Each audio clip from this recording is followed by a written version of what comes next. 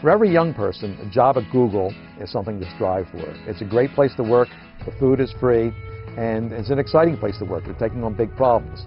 But the question is, how do you get a job at Google? They're very, very selective.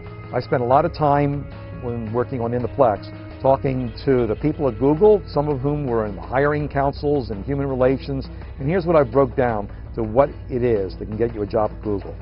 First of all, you have to be smart.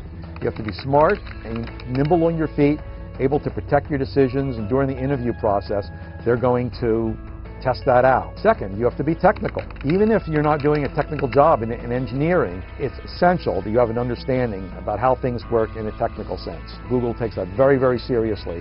So even if you're not a computer science major, try to take some computer science courses. Third, the data they ask of every job applicant is your grade point average in college and your SAT score. And even if you've been in the workforce for 10, 20 years, they ask these questions. What was your GPA in college?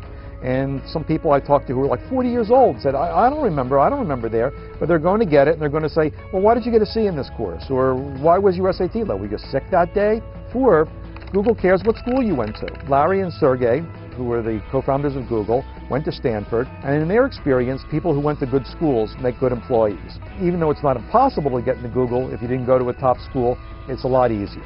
Finally, if all else fails, and maybe you don't meet the standards in your GPA, or you didn't go to the right school, Google sometimes looks for things that you've done that are really extraordinary because they like their employees to do extraordinary things. There was one case where someone didn't quite meet the standards, and it turned out that he was the foosball champion of Italy. And Sergey Brin thought that was pretty cool, so he said, let's hire him anyway. You could learn a lot more about the employees at Google and everything else by reading In the Plex, How Google Thinks, Works, and Shapes Our Lives. Thanks a lot.